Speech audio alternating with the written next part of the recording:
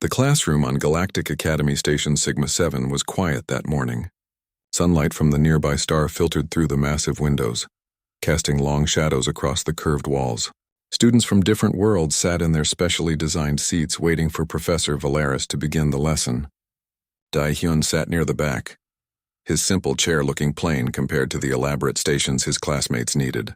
The insectoid student named Chitara required a heating pad beneath her seat. The crystalline being called Veltara needed a cushion that absorbed her natural electrical discharge. The amphibious student named Torvak sat in a moisture chamber that kept his skin from drying out. Dae-hyun only needed a chair. It was one of many things that made him different. Professor Valeris entered through the main door, her flowing robes moving like water around her elongated form. She was a queller, with smooth blue skin and large eyes that could see into the ultraviolet spectrum. She carried a data pad and looked more serious than usual. "Good morning, class," she said, her voice carrying the musical quality all quellers possessed. "Before we begin today's lesson on conflict resolution, I must introduce a new student." The door opened again. What entered made half the class gasp. The being was massive, standing nearly 3 meters tall, 4 arms extended from a muscular torso covered in dark scales. Its head was angular with sharp features and eyes that glowed a dull red. Bone ridges ran along its spine and arms, ending in claws that looked sharp enough to cut metal. "This is Kyrix," Professor Valeris said, her voice steady despite the tension in the room. "He is a Keshtar, and he will be joining our diplomatic studies program." Chitara's antennae went flat against her head. She began releasing distress pheromones that made the air smell like burning metal. Torvak's moisture chamber hissed as he retreated deeper inside it. Veltara's crystalline body flickered with nervous energy, casting rapid shadows on the walls. "Professor," a student named Nalith spoke up. He was a queller like the professor but younger and from a wealthy family. Isn't he Kyrix the Bloodless?" another student whispered. The name spread through the classroom like fire. Dae-hyun tilted his head, interested. He had heard that name before. The Keshtar resource wars about 15 years ago. 17 confirmed kills. Kyrix had been a soldier, then a mercenary, then something worse. He had spent the last decade in a maximum security facility. "Kyrix has been granted conditional release," Professor Valeris explained. "The Galactic Council has approved a rehabilitation program for certain individuals who have served their sentences. This academy is participating in that program." "He's a murderer!" Nalith stood up, his skin flashing between blue and dark purple in anger. 17 beings died by his hands. "Claws," Kyrix corrected in a deep, rumbling voice. "I don't have hands." The correction made things worse. Several students moved toward the exits. Chitara activated her personal shield, a shimmering bubble of energy that hummed loudly. Torvak sealed his moisture chamber completely. Professor Valeris raised her hand. "Everyone, please calm down. Kyrix is here under strict supervision. He wears a monitoring device at all times. Any aggressive action will result in immediate restraint and removal. The Academy would not allow him here if there was any danger." "Then why is everyone so scared?" Dae-hyun asked. The classroom went silent. All eyes turned to the human in the back row. Dae-hyun was looking at Kyrix with what appeared to be curiosity rather than fear. His posture was relaxed, one arm draped over the back of his chair. "Because he killed people," Nalith said slowly, as if explaining something to a child. 17 sentient beings. "Do you understand what that means?" Dae-hyun nodded. "Yeah, that's pretty bad." He paused. "But he served his time, right?" "That's what the professor said." "Time doesn't bring back the dead," Veltara said, her voice crackling with static from her agitation. "No, it doesn't," Dae-hyun agreed. "But everyone here is studying diplomacy. Isn't the whole point of diplomacy to deal with difficult situations and people?" Professor Valeris looked at Dae-hyun with something like relief. "That is correct. Thank you, Dae-hyun. This is precisely why the Academy accepted this challenge. If we cannot find ways to integrate individuals who have committed crimes back into society, how can we claim to be preparing for complex diplomatic situations?" Kyrix had been standing near the door, silent and still. Now he moved, walking toward an empty seat near the middle of the room. Each step made the floor vibrate slightly. Students pulled away from him, creating a wide circle of empty space. As Kyrix passed Dae-hyun's row, the human did something that made everyone freeze. He smiled, Not a nervous smile or a forced smile. A genuine warm smile. Then he raised his hand and waved. "Hey," Daehyun said. "Welcome to class," Kyrix stopped. His glowing red eyes fixed on the human. For a long moment he didn't move. Then slowly, he nodded once before continuing to his seat. The gesture broke something in the room. Chitara's distress pheromones intensified. Naleth made a choking sound. Even Professor Valeris looked uncertain. "What is wrong with you?" Naleth demanded, turning to face Daehyun. "Are you insane?" "He could tear you apart!" Daehyun shrugged. "So could a polar bear, or a saltwater crocodile, or a Cape buffalo. Humans deal with dangerous things all the time." "This isn't some animal," Veltara said. "This is a being who chose to kill." "That's different, is it?" Daehyun asked. "I mean, yeah, it's different. But humans have soldiers too. We've had wars. Some of our soldiers did bad things. Should they never get a chance to do better?" "That's not the same," Naleth insisted. "Maybe not," Daehyun said. "But I'm not going to treat someone badly just because of what they used to be. If the Galactic Council and the Academy think he deserves a chance, that's good enough for me." Professor Valeris cleared her throat. "Let's begin today's lesson. We will be discussing the ethics of punishment versus rehabilitation in various cultures. I think we have a very relevant case study present." The lesson continued, but nobody could focus. Students kept glancing at Kyrix, who sat perfectly still in his reinforced seat. His forearms were folded and his red eyes stared straight ahead, not looking at anyone. Daehyun took notes like always. Occasionally he would glance at Kyrix, but there was no fear in his eyes. Only that strange, calm interest. When the lesson ended, students rushed for the exits. They wanted to be far away from the Keshtar. Daehyun packed his things slowly in no hurry. As he walked past Kyrix's seat, he paused. "See you tomorrow," he said. Kyrix's eyes followed the human as he left. For the first time in many years, the Keshtar felt something he didn't recognize. It took him several minutes to identify the feeling. Confusion. Outside the classroom, students gathered in clusters, talking in urgent whispers. They spoke about filing complaints, about transferring to different classes, about the danger they had all been placed in. And they spoke about the human who had smiled at a murderer. "He's from Earth," Chitara said, her antennae twitching. "A Class 12 death world, maybe. Maybe he doesn't understand what danger is. Or maybe he's dangerous too," Naleth suggested darkly. "Think about it. What kind of being acts that way around a proven killer? Maybe Earth produces creatures just as violent as Keshtars." The conversation continued, but nobody noticed Daehyun standing nearby, listening. He didn't correct them or defend himself. He simply walked away, heading toward the cafeteria. He was hungry, and he had a feeling the next few weeks were going to be very interesting. 3 days had passed since Kyrix arrived at the academy. The campus was still tense. Students took longer routes to their classes to avoid walking near the Keshtar. The cafeteria had developed an unofficial segregated section where Kyrix ate alone at a corner table. Nobody sat with him. Nobody except Daehyun. On the 4th day, the human walked into the cafeteria carrying his lunch tray.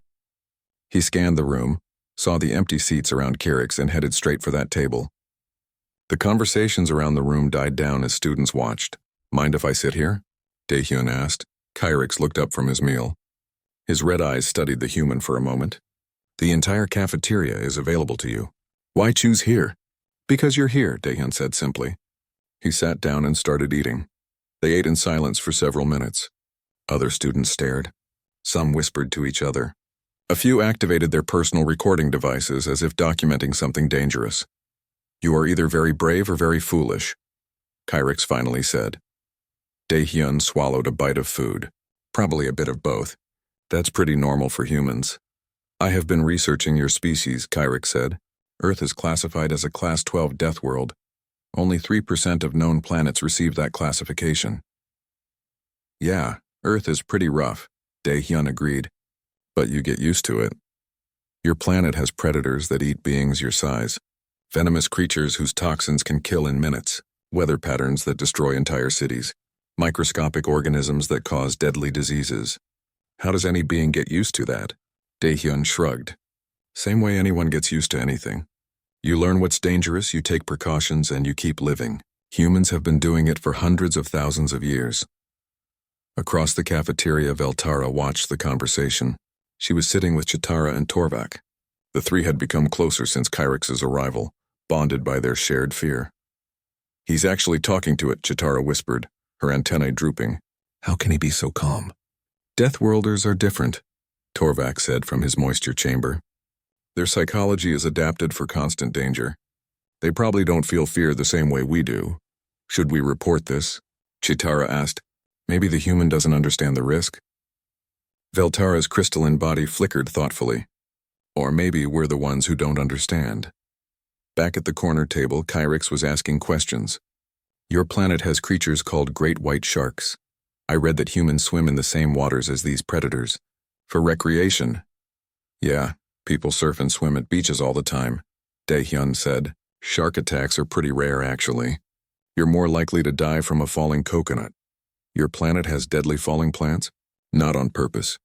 Coconuts are heavy, and sometimes they fall when people walk under the trees. Gravity does the rest." Kyrix's expression was hard to read, but he seemed genuinely puzzled. "And humans accept this? Living among all these dangers? What choice do we have?" Daehyun asked. "Earth is our home. We can't just leave because it's dangerous, so we adapted. We learned. We became better at surviving. At what cost?" Daehyun paused, his fork halfway to his mouth. "What do you mean?" "To survive such a world you must have become hard, violent. Your species must kill to survive." "Well, yeah," Daehyun admitted. "Humans are omnivores. We hunt and eat meat. Our ancestors were persistence hunters. They would chase animals for hours, sometimes days, until the prey collapsed from exhaustion. Then they'd move in for the kill." Several students nearby overheard this. They moved their tables farther away. "But that's just biology," Daehyun continued. "Lots of species hunt. That doesn't make us evil or anything. I killed 17 beings," Kyrix said quietly. "In the resource wars. I was a soldier following orders, and then I was something worse. I made choices that I cannot undo. Your species understands violence. Does that mean you understand me?" Daehyun set down his fork. He looked directly at Kyrix, meeting those glowing red eyes without flinching. "I don't know if I understand you, but I know humans have done terrible things too. We've had wars that killed millions. We've committed genocides. We've destroyed parts of our own planet. So yeah, I understand that intelligent beings can do violent things and then regret them later. You assume I regret my actions, don't you?" Kyrix was silent for a long moment. "Every day." They finished their meal without talking more. When Daehyun stood to leave, he nodded at Kyrix. "See you in class." As Daehyun walked away, Kyrix watched him go. The human's words stayed in his mind. Perhaps Earth produced beings who understood violence not because they were violent themselves, but because they had survived violence for so long. That evening, Veltara decided to research Earth more thoroughly. She accessed the Galactic database and began reading about the human homeworld. What she found disturbed her. Earth had massive predators called elephants that weighed several tons and could crush beings with their feet. It had predators called lions that hunted in coordinated groups. It had tiny insects called mosquitoes that spread diseases, killing hundreds of thousands annually. It had natural disasters including earthquakes, tsunamis, volcanic eruptions, and hurricanes, and humans lived there. They thrived there. She found records of human history, wars spanning continents, weapons that could destroy entire cities in seconds. But she also found records of human art, music, literature, and philosophy. Humans could create beauty while surrounded by death. The next day in class, Professor Valeris announced a new assignment. "You will work in pairs to research a diplomatic crisis from galactic history. You will analyze what went wrong and propose better solutions." She began assigning partners randomly. When she reached Daehyun's name, several students tensed. "Daehyun, you will partner with Kyrix." The classroom erupted in protests. Nalith stood immediately. "Professor, that's not safe. You can't put a student alone with a murderer." "They will work in supervised common areas," Professor Valeris said calmly. "The assignment is mandatory." After class, Veltara approached Daehyun. "Can I ask you something?" "Sure," Daehyun said. "Aren't you afraid? Even a little?" Daehyun thought about it. "I mean, I'm cautious. Kyrix is big and strong, and yeah, he has a violent past. But he's wearing monitoring devices. He's surrounded by security. And honestly, I've met humans who scared me more than Kyrix does. How is that possible? Because the scariest people aren't the ones who look dangerous. They're the ones who hide what they are. Kyrix doesn't hide. He admits what he did. He's trying to change. That takes courage. Veltara's crystalline form pulsed with confused colors. I don't understand your species. That's okay, Daehyun said with a smile. Most of the time we don't understand ourselves either. Over the next week, Daehyun and Kyrix worked on their assignment together. They met in the library, a neutral space with security cameras and multiple staff members present. At first, they focused only on the work, but gradually they began talking about other things. Kyrix told Daehyun about his homeworld, a harsh planet with limited resources. The Keshtar had evolved to fight for survival. Competition was built into their culture. Daehyun told Kyrix about Earth's diversity, how humans had spread across every continent, adapting to deserts, tundras, jungles, and mountains, how they learned to cooperate despite their competitive nature. Other students watched these meetings with growing unease. Rumors spread through the academy. Some said Daehyun was being manipulated. Others claimed he was dangerous himself, too comfortable with violence. Naleth began organizing a petition to have both Kyrix and Daehyun removed from the diplomatic program. He argued that neither belonged in a field focused on peace, but Veltara didn't sign the petition. She kept researching Earth and watching Daehyun. Slowly, she began to see something her classmates missed. The human wasn't ignoring danger. He was managing it. He stayed in public spaces. He maintained respectful distance. He treated Kyrix with dignity while remaining alert. It wasn't fearlessness. It was something else entirely. Something her species had never needed to develop because they came from a world where danger was rare and manageable. Humans called it survival instinct, the ability to assess threats, calculate risks, and act accordingly. Earth had taught them well. 2 weeks into the semester, the Academy announced a mandatory simulation exercise. All diplomatic students would participate in crisis scenarios designed to test their skills under pressure. The simulations would use advanced holographic technology to create realistic situations. Partners would be assigned based on current project pairings, which meant Daehyun would work with Kyrix. The announcement caused immediate controversy. A group of concerned students led by Naleth went directly to the dean's office to file a formal complaint.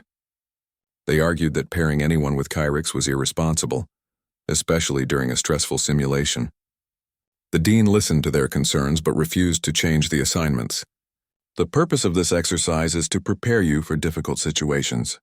Diplomacy isn't about only working with people you like or feel comfortable with. Naleth left the meeting angry. His skin flashed dark purple as he walked through the corridors. This is wrong. They're putting everyone at risk. Chitara followed him, her antennae twitching nervously. What if something happens during the simulation? What if Kyrix loses control? That's exactly what I'm afraid of, Naleth said. And that human, Daehyun, he encourages this. He makes everyone think it's normal to trust a killer. They returned to the dormitory area and found several students gathered in the common room. The topic of conversation was predictable. I heard humans have a history of keeping dangerous predators as pets, Torvak was saying. They call them dogs, creatures descended from wolves that can bite with enough force to break bones. And they keep them in their homes, another student added. Around their children. Veltara sat quietly in the corner, listening. She had continued her research on humans and Earth. The more she learned, the more complicated the picture became. Yes, humans were from a dangerous world. Yes, they had violent capabilities. But they also showed remarkable compassion and loyalty. Maybe that's why Daehyun acts the way he does, Veltara suggested. Humans are used to living with dangerous things. They learn to manage risk instead of avoiding it completely. That's insane, Naleth snapped. Normal beings avoid danger. That's basic survival instinct, is it? Veltara asked. Or is that just what works on safe worlds like ours? The question made everyone uncomfortable. Nobody wanted to admit that their way might not be the only way. The simulation day arrived. Students gathered in the training center, a massive facility with dozens of holographic chambers. Each team would enter a chamber and face a randomly generated diplomatic crisis. Their performance would be recorded and graded. Daehyun and Kyrix were assigned to Chamber 7. As they walked toward it, other students moved aside, creating a clear path. The whispers followed them. Think they'll actually work together? I bet the human panics once the simulation starts. Maybe Kyrix will show his true nature. Inside Chamber 7, the environment flickered and solidified. They stood in what appeared to be a space station corridor. Red emergency lights flashed. An alarm blared. A holographic display showed critical system failures. A voice spoke through the speakers. Diplomatic scenario initialized. You are responding to a hostage situation. Armed extremists have taken control of a civilian transport. They are demanding immediate response to their political grievances. Casualties will occur every 10 minutes you fail to reach an agreement. Begin. The simulation began. Holographic extremists appeared on a view screen, weapons visible, hostages cowering behind them. The lead extremist began making demands in a harsh, aggressive tone. In other chambers, teams were struggling. Chitara and her partner froze when confronted with simulated violence. Torvak's team made a critical error that resulted in multiple holographic casualties. Naleth's team argued among themselves, unable to agree on a strategy. But in Chamber 7, something different happened. Daehyun listened carefully to the extremist's demands, his face calm. Carrick stood beside him, silent but attentive. When the extremist finished speaking, Daehyun spoke. I hear your concerns, he said. You feel like nobody listens to your people. You've tried peaceful methods and they failed. Now you're desperate. The extremist leader seemed surprised. You understand? I understand desperation, Daehyun said. My world has seen plenty of it. But killing innocents won't get you what you want. It'll just make people hate your cause. Kyrick stepped forward. His massive form filled the view screen. I know what you are, he said, his deep voice rumbling. I have been where you are. I thought violence would solve my problems. It only created more. The simulation extremist responded as programmed, but there was something different in the exchange. Daehyun and Kyrick's worked together naturally. The humans' calm diplomacy combined with the Keshtar's understanding of violent psychology created an effective approach. They negotiated for 37 minutes. They made concessions where possible. They set clear boundaries where necessary. They acknowledged the extremists' grievances without condoning their methods. The simulation ended with all hostages released safely. The extremists surrendered in exchange for guaranteed hearings for their political concerns. When Daehyun and Kyrick left the chamber, they found Professor Valeris waiting with a data pad. Congratulations, she said. You achieved the best outcome in your scenario. Only 2 teams managed to resolve their situations without casualties. Word spread quickly through the training center. Daehyun and Kyrick had succeeded where most others had failed. The news created mixed reactions. Some students were impressed despite themselves. Others became more suspicious. Naleth's faction grew convinced that the partnership proved something sinister about both participants. That night, Daehyun returned to his quarters to find his door covered in graffiti. Someone had spray-painted words in Galactic Standard, Death Worlder Scum. The paint was still wet. It dripped down the door in long streaks. Daehyun stood there for a moment staring at the words. Then he sighed and went to find cleaning supplies. As he scrubbed the paint away, Kyrick appeared in the corridor. The Keshtar stopped, looking at the graffiti and the human cleaning it. You know who did this, Kyrick said. It wasn't a question. Probably, Daehyun replied, still scrubbing. Doesn't matter. It matters. This is prejudice, hatred. Yeah, well, people fear what they don't understand. I'm used to it by now. Kyrick watched the human work. You are cleaning evidence. Security could investigate, Daehyun paused. I could report it. But what would that accomplish? Someone would get in trouble, probably expelled. They'd blame me for ruining their life. The hatred would get worse, not better. So you do nothing? I clean my door and move on. Sometimes that's the best option. Kyrick's forearms moved in what might have been a gesture of confusion or respect. Your species is strange. Yeah, we get that a lot, Daehyun said with a tired smile. The next day, security footage of the graffiti incident was reviewed anyway. The cameras had been tampered with, the data corrupted. No suspects could be identified. The official report noted the incident, but concluded there was insufficient evidence to pursue charges. Naleth heard about the graffiti through the gossip network. He didn't admit to anything, but he seemed satisfied that someone had taken action. In his mind, Daehyun represented a threat to the natural order. The humans' acceptance of Kyrick challenged everything Naleth believed about justice and safety. A new student arrived at the academy that week. Her name was Ji-woo, another human from Earth. She was part of an expanded cultural exchange program. When she learned about the situation with Kyrix and Daehyun, her reaction was immediate and fierce. "So they're treating you badly because you're being decent to someone who made mistakes?" Jiwoo asked Daehyun over lunch. "That's ridiculous. It's complicated," Daehyun said. "They're scared." "Being scared doesn't excuse bigotry," Jiwoo replied. She looked at Kyrix, who sat at their table now. "You served your time. You're trying to change. That should matter." Kyrix inclined his head slightly. "Your support is noted. But it may bring you the same problems Daehyun faces." "Let it," Jiwoo said firmly. "I'm not going to pretend to be afraid just to fit in." Her arrival changed the dynamic. Now there were two humans openly associating with Kyrix. The prejudice had a harder time hiding behind concerns about that one strange death worlder. It became clear that this was about fear of difference, not legitimate safety concerns. Veltara watched all of this develop. She made a decision. That evening she approached Daehyun, Jiwoo, and Kyrix in the library where they studied together. "May I join you?" she asked. The three looked up, surprised. Veltara's crystalline form flickered with nervous energy, but her voice was steady. "You sure about this?" Daehyun asked. "People are already gossiping about us." "I'm sure," Veltara said. She sat down at their table. "I have been researching and watching. I think I have been wrong. We have all been wrong." It was a small gesture, one crystalline student sitting with two humans and a reformed Keshtar. But in the social ecosystem of the academy, it was significant. Change was beginning, but it would not come easily.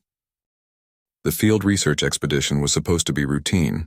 Once per semester, advanced diplomatic students traveled to observe pre-contact civilizations from orbit. They would study the cultures developing below, learning how different species solved problems before joining the galactic community. Professor Velaris had organized the trip carefully. 20 students would board a transport ship, travel to the observation point, and spend 3 days collecting data. It was considered one of the safer academy activities. The transport departed on schedule. Daehyun and Jiwoo sat together near the front. Kyrix occupied a reinforced seat in the middle, designed to hold his considerable weight. Veltara sat across the aisle from the humans, having grown more comfortable with their company. Nalith and his group clustered near the back, as far from Kyrix as possible. 2 hours into the journey, the problems began. The ship's navigation system started showing errors. Minor at first, then increasingly severe. The pilot announced a brief delay while they recalibrated. But the recalibration failed. Multiple systems began reporting malfunctions. "This is unusual," the pilot transmitted over the intercom. "We're experiencing cascading failures. I'm diverting to the nearest safe harbor." The nearest option was a moon orbiting a gas giant. The moon had a thin, breathable atmosphere, and no hostile life forms on record. It would serve as a temporary stop while repairs were made, but they never made it to a controlled landing. The ship's main engines cut out. Backup systems failed to engage properly. The pilot fought the controls as they entered the moon's atmosphere too fast and at the wrong angle. "Brace for emergency landing," the pilot shouted. The transport hit the surface hard. It skipped once like a stone across water, then plowed into the rocky ground. Metal screamed. Equipment tore loose. Students were thrown against their restraints. When the ship finally stopped moving, emergency lighting kicked in. Red bulbs cast everything in a hellish glow. The air smelled like burned plastic and ozone. Daehyun unbuckled himself and immediately checked Jiwoo. She was conscious, holding her shoulder where the restraint had dug in, but otherwise unhurt. "Everyone okay?" Daehyun called out. Groans answered him. Students were pulling themselves up, checking for injuries.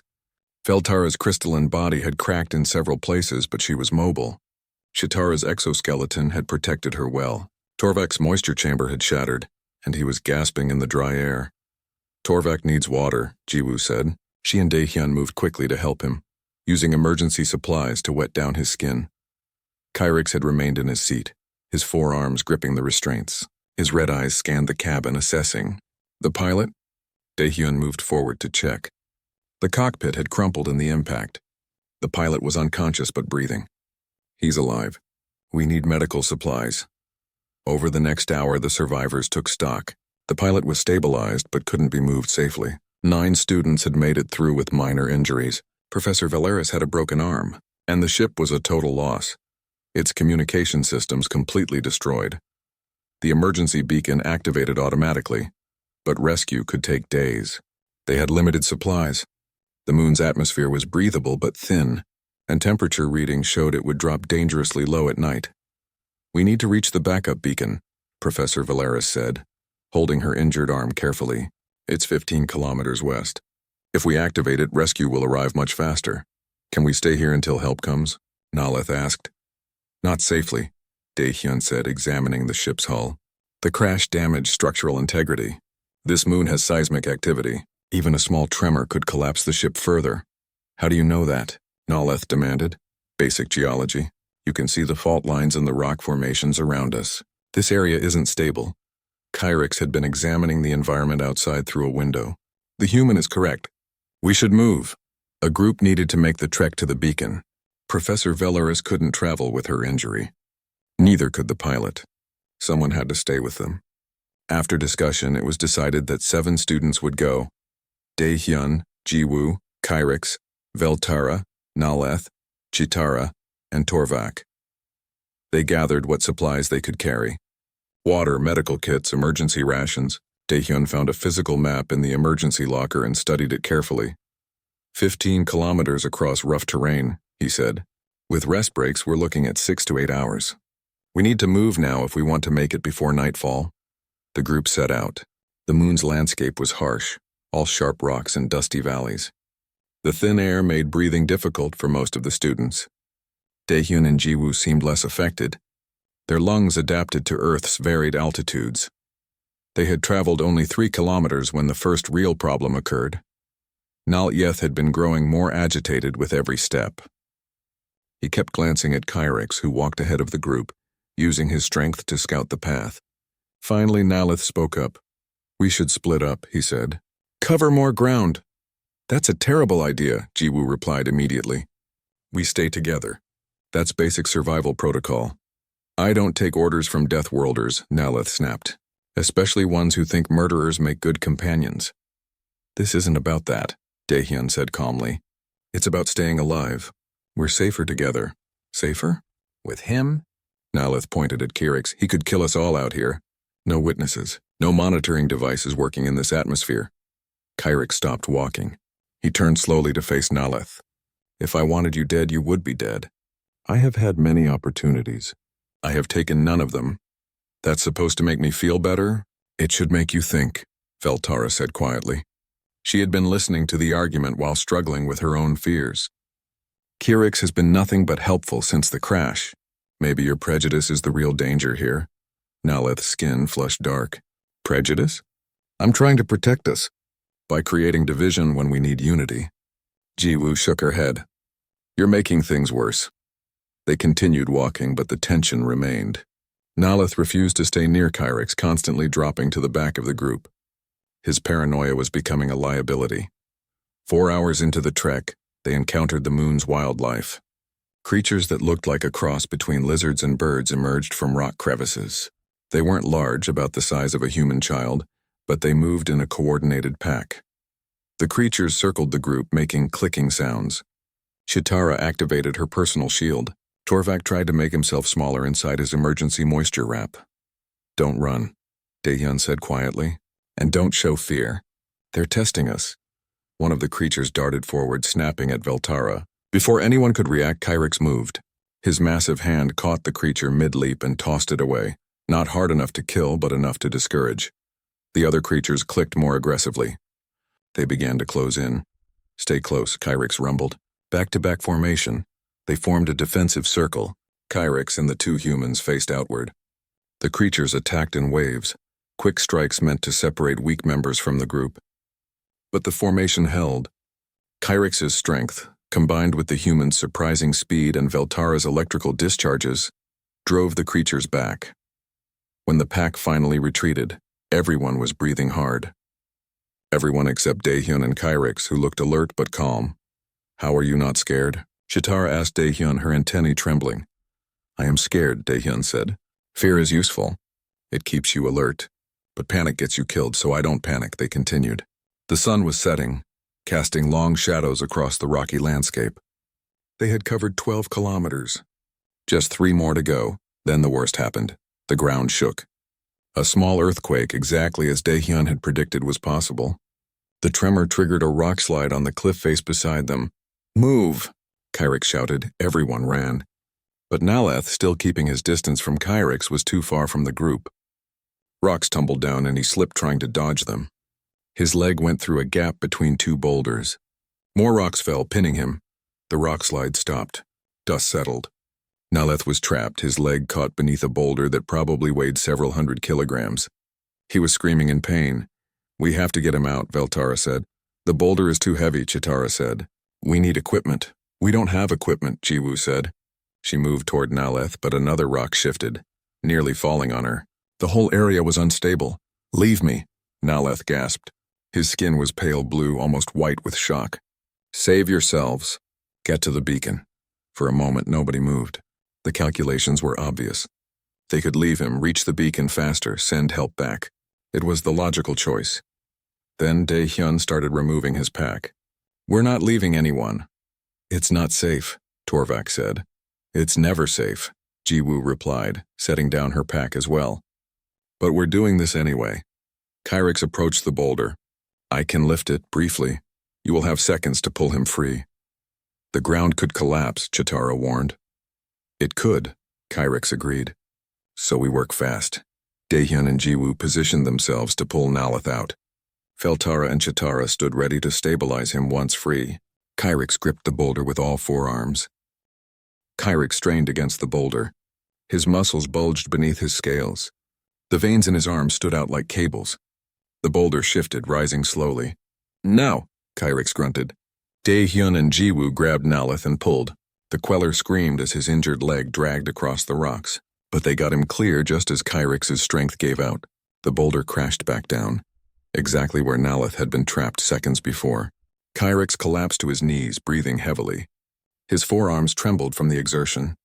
Daehyun immediately moved to check him for injuries while Jiwoo examined Naleth's leg. "Fractured," Jiwoo announced. "Badly. We need to splint it before we can move him." They used emergency supplies to create a makeshift splint. Naleth drifted in and out of consciousness, his skin color fluctuating wildly with shock and pain. When he was lucid enough to speak, he looked at Kyrix with confusion. You saved me. Why?" Kyrix was still catching his breath. "Because that is what people do. They help each other. But I said terrible things. I tried to get you expelled." "Yes," Kyrix agreed. "You did. I don't understand." Daehyun finished applying bandages to a cut on Kyrix's arm. "You don't have to understand right now. We just need to get to the beacon. Can you walk with support?" Naleth tried to stand but collapsed immediately. His leg couldn't bear weight. They would have to carry him, which would slow them down considerably. Night was falling fast and the temperature was already dropping. "I'll carry him," Kyrix said. "You just lifted a boulder," Jiwoo protested. "You need to rest." "We don't have time for rest. If we don't reach the beacon before full dark, we may not survive the night." Kyrix bent down and carefully lifted Naleth with 2 of his 4 arms, cradling the injured queller against his chest like a child. They moved as quickly as they could through the darkening landscape. The temperature plummeted. Students who had been overheating in the day sun now shivered in the cold. Daehyun and Jiwoo seemed better equipped for the temperature change. Their bodies adapted to Earth's extreme climate variations. "How much further?" Chitara asked, her voice shaking. 1 kilometer, Daehyun said, checking the map by emergency light. "Maybe less." Kyrix stumbled. Carrying Naleth for over an hour had exhausted even his considerable strength. But when others offered to help, he refused. "I am still stronger than any of you. We keep moving." Veltara watched the Keshtar struggle forward, never complaining, never stopping. She thought about all her research on humans and death worlds. About survival and adaptation, about what it meant to be dangerous versus what it meant to be a danger. "Daehyun," she said quietly as they walked. "On Earth, when something is dangerous but necessary, how do humans handle it?" "Depends on the situation," Daehyun replied. "Sometimes you avoid it. Sometimes you learn to live with it. Sometimes you try to change it, which applies to people. All 3, I guess. But mostly the third one. People can change if they want to. If they're given the chance." They reached the emergency beacon just as the last light faded from the sky. The beacon was housed in a small shelter, automated and powered by backup generators. Daehyun activated it and the signal began broadcasting immediately. "Help will be here in 4 to 6 hours," he announced. They huddled together inside the shelter for warmth. Medical supplies were distributed. Naleth's leg was properly stabilized. Kyrix finally set him down and collapsed against a wall, his forearms hanging limply. As they waited for rescue, Naleth spoke again. He was lucid now, though weak. "I was wrong about you," he said, looking at Kyrix. "About both of you," he added, glancing at the humans. "Fear makes people do stupid things," Jiwoo said, not unkindly. "We know." "It wasn't just fear," Naleth admitted. "It was easier to hate than to understand. Understanding requires effort. Hatred is simple." "Yes," Kyrix said. "It is." "Why did you really save me? After everything I did?" Kyrix was quiet for a moment. "Because I have been where you are. Not trapped under a boulder, but trapped by fear and hatred. I know what that leads to. 17 beings died because I could not see past my own anger and fear. I will not let fear kill anyone else. Not if I can prevent it." Veltara's crystalline form pulsed softly. "I think I finally understand something. Humans survive their death world not just through strength or intelligence, but through cooperation. They protect their group even at personal cost. It's called pack bonding," Daehyun explained. "Humans evolved as social creatures. We survive better together than alone. So we developed instincts to protect our group, even members who might slow us down or put us at risk." "That's inefficient," Chitara observed. "Maybe," Jiwoo agreed. "But it's also why humans spread across their entire planet. We don't abandon people. We carry them until they can walk again." The rescue ship arrived 5 hours later. Medical teams stabilized everyone and transported them back to the academy. The investigation into the crash began immediately. What they discovered was damning. Someone had sabotaged the transport's navigation and backup systems. The sabotage was sophisticated but not perfect. Traces led back to Naleth's personal equipment. But when questioned, Naleth insisted he had never accessed those systems. He had wanted Kyrix removed from the academy, yes, but he would never endanger everyone's lives. The investigation revealed the truth. Someone had used Naleth's access codes, but the timing suggested it happened when Naleth was in class. His credentials had been stolen. The real culprit was never definitively identified, but several students who had been vocally opposed to Kyrix's presence quietly transferred to other academies. The incident revealed how deep the prejudice ran and how dangerous it could become. A formal tribunal was convened to discuss the future of the rehabilitation program and Kyrix's status in it. Students were called to testify. Many spoke about their fears, their concerns, their belief that violent criminals could never truly change. Then Veltara testified. She spoke about her research, her observations, and what she had learned on the moon. "I was afraid of Kyrix," she said clearly. "I thought his past defined his future. But I watched him save someone who had tried to destroy him. I watched him carry an injured person for kilometers when he could have left him behind. Violence and cruelty are not the same thing. Kyrix has violence in his past, but I have seen no cruelty in his present." Naleth testified next, his legs still in a medical brace. "I created an environment of hatred," he admitted. "I made others feel justified in their prejudice. I may not have sabotaged the ship directly, but I contributed to the climate that made someone think such action was acceptable. Kyrix saved my life. More than that, he showed me what redemption actually looks like. If the tribunal expels him, they should expel me as well." The tribunal deliberated for 3 days. Their final ruling acknowledged the complexity of the situation. Kyrix would continue in the program with enhanced monitoring and counseling support. The academy would implement new anti-discrimination protocols and mandatory courses on rehabilitation ethics. Naleth received a formal reprimand and was required to participate in conflict resolution counseling, but he was not expelled. The tribunal noted that his testimony showed genuine growth and understanding. Punishment without opportunity for rehabilitation would contradict the academy's core mission. 6 months passed. The campus slowly healed.